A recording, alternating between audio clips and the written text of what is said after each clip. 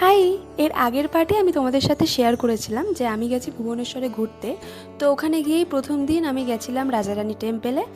Second দিন আমাদের plan ছিল যাব কলাভূমি, আর ওখানে তখন আদিবাসী মেলা হচ্ছিল, সেখানে যাওয়ারও প্ল্যান ছিল।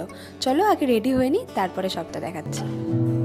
তোমাকে না লেখা চিঠিটা ডাক বাক্সের এক কোণে, সাদা খামের না লেখা নাম এঁকেছে তার গানে।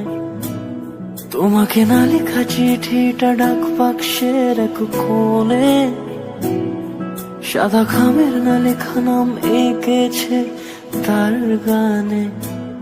সেই চিঠি যত লেখা থাকে একা একা, সেই গানের না শোনা সুর আঁকা একা একা, ছুঁয়ে যায় তবু কখন এসে।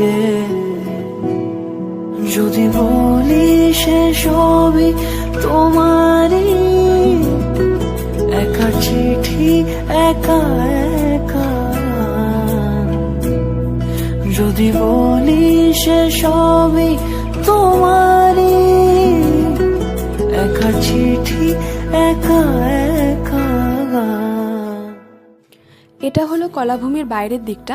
ওখানে না ভেতরে কোনো রকম ফোন অ্যালাউ করে না, তো সেই জন্য আমি কোনো রকম ভিডিও নিতে পারিনি। ওখান থেকে বেরিয়ে আমরা রওনা দিয়েছিলাম আদিবাসী মেলার উদ্দেশ্যে। আর ওই মেলাতে নাকি ওদের হ্যান্ডমেড খুব সুন্দর সুন্দর জিনিসপত্র পাওয়া যায়। তো চলো ওদের মেলাটা একটু ঘুরে দেখাই।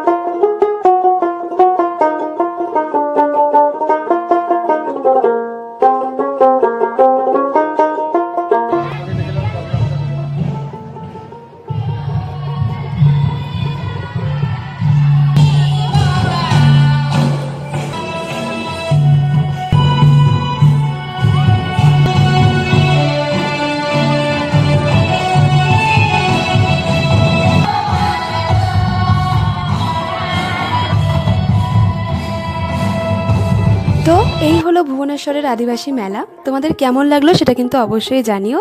আর ভুবনেশ্বর ঘোরার জন্য আমার মতে বেস্ট টাইম হলো জানুয়ারি ফেব্রুয়ারি, কারণ ওই সময়টা প্রায় জায়গাতেই কিন্তু সুন্দর সুন্দর মেলা হয়। তো আজকের মতো এটুকুই। নেক্সট পার্টে দেখাবো যে আমরা নেক্সট দিন কোথায় গেছিলাম। আজকের মতো টাটা।